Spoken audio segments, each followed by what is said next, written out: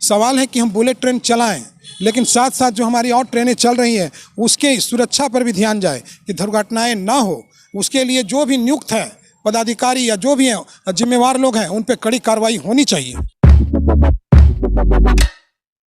Train दुर्घटना हुई है उड़ीसा में, उसको लेकर बड़कागांव में कैंडल मार्च निकाला गया था और यहाँ पे 2 मिनट का मौन रखने के बाद कुछ जो यहाँ के जो स्थानीय लोग हैं वो यहाँ पे कुछ कैंडल मार्च लेकर आए थे, तो उनसे सुनेंगे कि इस देश में बालासोर में जो ट्रेन दुर्घटना हुई और एक साथ 288 काल कलवित हो गए, वो मानवीय भूल थी या जो भी हादसा था उससे हम पूरे देशवासी के साथ साथ बड़कागांव के जागरूक लोग और बड़कागांव वासी भी इस घटना से काफ़ी व्यथित और दुखी हैं।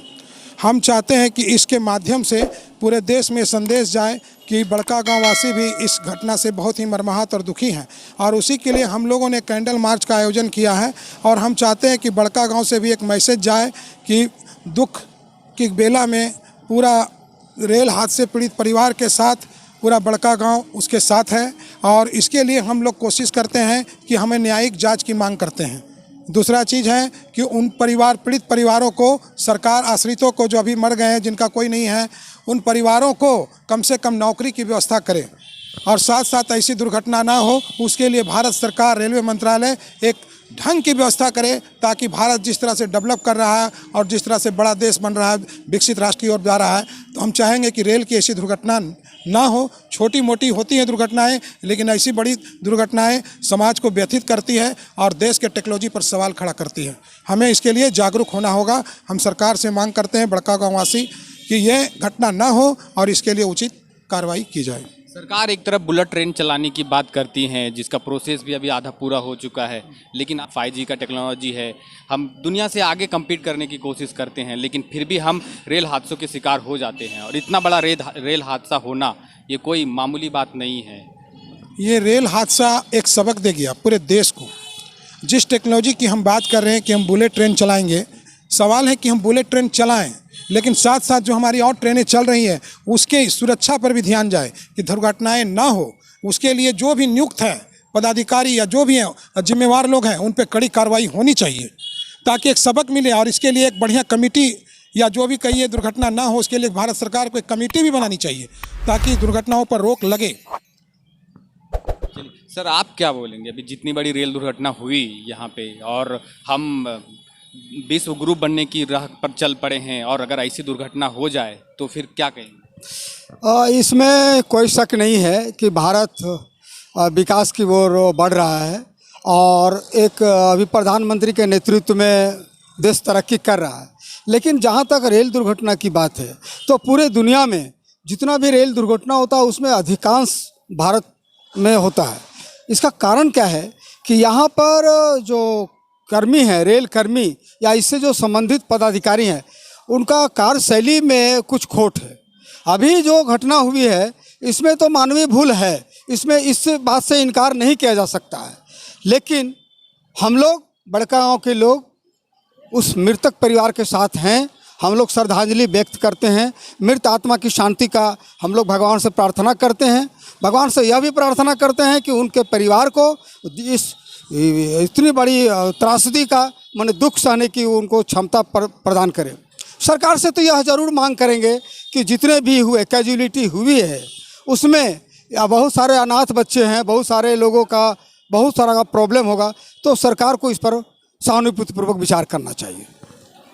चलिए आप क्या कहेंगे, इतनी बड़ी रेल दुर्घटना हो जाना और मालगाड़ी कोयले की अंधाधुंध ढुलाई, मतलब ट्रैक पे इतने लोड बढ़ गए हैं, जो पुराने अंग्रेज़ों के ज़माने से चले आ रहे हैं ट्रैक, वही ट्रैक अभी भी पड़े हैं, और कोयले की अंधाधुंध ढुलाई, उसमें से पैसेंजर ट्रेन कम कर देना, उसके बाद फिर ट्रेनों में ठूस कर छोटे शहरों से बड़े शहरों में काम करने के लिए लोग जाना। अभी जो लोग मरे हैं उसमें से ज़्यादातर लेबर क्लास लोग हैं। इसमें बड़े बड़े एयरपोर्ट तो खोल दिए गए हैं, लेकिन वो सिर्फ अरबपतियों के लिए, छोटे लेबर क्लास जो लोग हैं आज भी ट्रेनों में सफ़र करते हैं। यह दुर्घटना दुर्भाग्यपूर्ण है और सरकार की जो व्यवस्था है, एक लचर व्यवस्था जो है पूरे हिंदुस्तान के अंदर, चूँकि यह दुर्घटना ट्रेन दुर्घटनाएं जो हैं बराबर होते रहती है और सरकार इस पर जितना सजग होना चाहिए वो लगता है कि नहीं है। और बुलेट ट्रेन वगैरह तो चलाने के बाद जब ये ट्रेनें ठीक से नहीं चल पा रही है तो बुलेट ट्रेन वगैरह एक बात है, वो बहुत दूर का कौड़ी है। तो इस पर है कि सरकार को इस पर सजग होना चाहिए, क्योंकि ये पहली घटना नहीं है, इसके पहले भी बहुत सारी घटनाएं घटती रही है। तो सरकार इस पर सजग हो। और मैं उस परिवार से, जो लोग मृतक हैं, मृतक परिवार को भगवान शक्ति दे, ईश्वर शक्ति दे, मृतकों के आत्मा को शांति मिले। और मैं सरकार से यही कहना चाहूँगा कि जो भी परिवार इसमें जो क्षति हुआ है, जो नुकसान हुआ है, उनको एक उचित मुआवजा मिले, ताकि उसका परिवार का गुजर बसर बढ़िया से चल सके। इतना ही मैं कहना चाहता हूँ। जिस तरह से अभी हम विकास की ओर बढ़ रहे हैं और ऐसी दुर्घटना हो जाना, क्या लगता है आपको? आज ये काफ़ी दुर्घटना जो उड़ीसा में हुआ है, बालासोर में रेल दुर्घटना, ये काफ़ी बड़ा दुर्घटना है। ये मानव हित में तो बिल्कुल ही नहीं है, क्योंकि ये मानवीय भूल के कारण हुआ है। इस पे सरकार को विशेष ध्यान देने की आवश्यकता है। जो पूर्व से जो पुरानी ट्रेनें जो चल रही है, वो उनकी काफ़ी मतलब उसमें मरम्मत की आवश्यकता है और काफ़ी व्यवस्था लचर है, जिसको ठीक करना अति आवश्यक है। पर सरकार जो है, इतना बड़ा रेलवे जो पूरे विश्व का सबसे बड़ा एम्प्लॉयमेंट जनरेट करने वाला एक विभाग है, जो भारतीय रेलवे के रूप में है, और उस विभाग के रूप में देखने के बावजूद भी सरकार का कहना है कि इस विभाग से घाटा का सौदा उसे किया जा रहा है, उसे प्राइवेटाइज किया जा रहा है, और लोगों को जान इस प्रकार से जा रही है जैसे कि लोगों का जान का कोई वैल्यू महत्व ना रह गया है, उस प्रकार से। तो हम लोग आज बड़कागांव डेली मार्केट में उन परिजन के लिए नौकरी की मांग कर रहे हैं। उनके परिवार के जो भी सदस्य हैं, जो आश्रित हैं, उन्हें नौकरी सरकार दे, और इस दुर्घटना में जिनकी मृत्यु हुई है, उनके आत्मा को शांति दे। हम लोग ईश्वर से ही प्रार्थना करेंगे, भगवान से ही प्रार्थना करेंगे कि उन लोगों को शांति मिले। और जो भी इस प्रकार की दुर्घटना हो रही है, सरकार इस पे काफ़ी बड़ा गंभीरता से इसमें विचार विमर्श करे और इस प्रकार का दुर्घटना कभी ना हो। चलिए सर, इतनी बड़ी दुर्घटना हो जाना, एक मानवीय भूल बोले या फिर टेक्नोलॉजी की गलती बोले, हम विश्व गुरु की ओर बढ़ रहे हैं, लोगों को ट्रेन हादसे में मौत हो जाना, ये कहाँ तक उचित? यह बिल्कुल ही उचित नहीं है। और यह कहा जा सकता है कि जो भारतीय रेल है वो हमारा देश का रीढ़ की हड्डी है, इसके बिना विकास संभव नहीं है। आज हमारा देश विकास की ओर बहुत आगे कदम रखा है। रेल को बिल्कुल अपडेट डिजिटलाइज होना चाहिए, इसको बिल्कुल आधुनिक होना चाहिए, ताकि दुर्घटना नहीं घटे। यह हमें पूरे दुनिया से इसको सीख लेना चाहिए कि अपने देश का रेल की व्यवस्था को हम कैसे अच्छा करें कि यह दुर्घटना फिर दोबारा नहीं घटे। सोनू जी, क्या बोलेंगे इस रेल दुर्घटना को लेकर? इतनी बड़ी दुर्घटना हो गई, अभी 300 का आंकड़ा पार हो चुका है, मरने वाले लोग 300 हो गए हैं, इसके बारे में क्या कहेंगे? देखिए, इस घटना से तो हम लोग काफ़ी दुखित दर्द है और बहुत अफसोस की बात है कि आज हमारे देश में रेल पे जो आज हमारे केंद्र सरकार कार्य कर रही है, इस कार्य कहीं ना कहीं रेल विभाग का कमी रहने के कारण ये घटना आज घटी। ये घटना घटने से हम लोग काफ़ी दुखित है। और आज हम लोग बड़कागांव प्रखंड के सभी बुद्धिजीवी लोग आज हम लोग कैंडल मार्च लगा उसके आत्मा को शांति के लिए इसमें केंद्र सरकार संज्ञान ले और जो पीड़ित परिवार है उनको सरकारी नौकरी दे और ज़्यादा से ज़्यादा मुआवजा दे और जो घायल स्थिति में उसको अच्छा से अच्छा इलाज कराए। यही कहते हैं, अगर हम लोग बड़कागांव से अगर उस पीड़ित परिवार के लिए हम लोग यहाँ से भी सहयोग की राशि जमा करके वहाँ भेजेंगे। और हम चाहते हैं कि केंद्र सरकार और रेल मंत्रालय मिलकर एक टीम गठन करे, टीम गठन करा के जांच करे। इससे हमारे झारखंड के भी लोगों के काफ़ी घटनाएं में शामिल थे, इससे हम काफ़ी दुखित हैं और हमारे झारखंड के लोग भी बाहर जाते हैं काम करने के लिए। इसमें मैं केंद्र सरकार से मांग करते और हमारे झारखंड के राज्य सरकार से भी मांग करते कि एक टीम गठन करके इस पर जाँच कराया जाए। चलिए सर,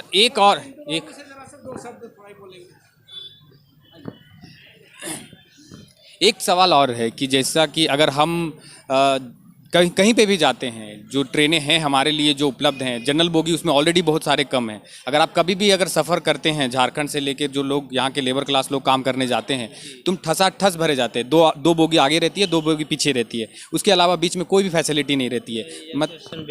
बीच में जितने भी बोगी होते हैं सारे रिजर्वेशन बोगी होते हैं और आगे में 2 बोगी जो जनरल होते हैं और 2 पीछे 2 बोगी होते हैं, वो जनरल बोगी होते हैं। सीट से 3 गुना ज़्यादा लोग उस पर सफ़र करते हैं। अगर उस एक दो बॉक्स में 300 सीट है तो उसमें कम से कम 1200 आदमी सफ़र करते हैं। तो कैपेसिटी से ज़्यादा ट्रेनें चलती हैं, ओवरलोडेड चलती हैं। जी, कैपेसिटी से बहुत ज़्यादा लोड चलती है, इसके चलते भी कहीं ना कहीं दिक्कत है। और रेलवे विभाग में जो है, जो उनके वर्कर लोग हैं, जो कर्मचारी लोग हैं, वो बहुत सुस्त हैं, लच्चर हैं। सरकारी व्यवस्था जितने भी हैं अभी भारत सरकार में, सारा विभाग में देखिएगा लच्चर है। वो लोग समझ रहे हैं कि हमको नौकरी करना है और मानदेय लेना है सिर्फ सरकार से, और किसी तरह अपना जो है ड्यूटी, अपना जो 8 घंटा 12 घंटा का जो भी उनका शिफ्ट चलता है, वो अपना शिफ्ट को निभाते हैं, मगर उसमें रिस्पॉन्सिबिलिटी नहीं लेते हैं कि क्या इसमें होना चाहिए। आज अगर इस पर ध्यान दिया जाता तो इतना बड़ी घटना नहीं घटते। अभी आंकड़ा 300 के पार हो चुका है, आंकड़ा अभी करीबन 300 पर है। जो सरकारी उड़ीसा सरकार ने जो अभी जारी किया है वो आंकड़ा 300 पहुंच चुका है। तो उसके क्या बोलेंगे? इतनी बड़ी त्रासदी हो जाना अचानक, कि मानवीय भूल हो सकती है या टेक्नोलॉजी की गलती है? नहीं नहीं, टेक्नोलॉजी की गलती नहीं है। यहाँ तो कहीं ना कहीं जो रेलवे के कर्मी लोग हैं, उन लोग के बड़े अधिकारी लोग हैं, वो लोग का मिस्टेक से हुआ है। क्योंकि एक तरफ से मालगाड़ी आ रही है, एक तरफ से पैसेंजर बोगी जा रही है, तो आप मालगाड़ी से ज़्यादा पैसेंजर बोगी के प्रति आपको ध्यान देना चाहिए था। और बिना सिग्नल दिए हुए गाड़ी कैसे क्रॉस कर गई और इतना बड़ा हादसा हुआ।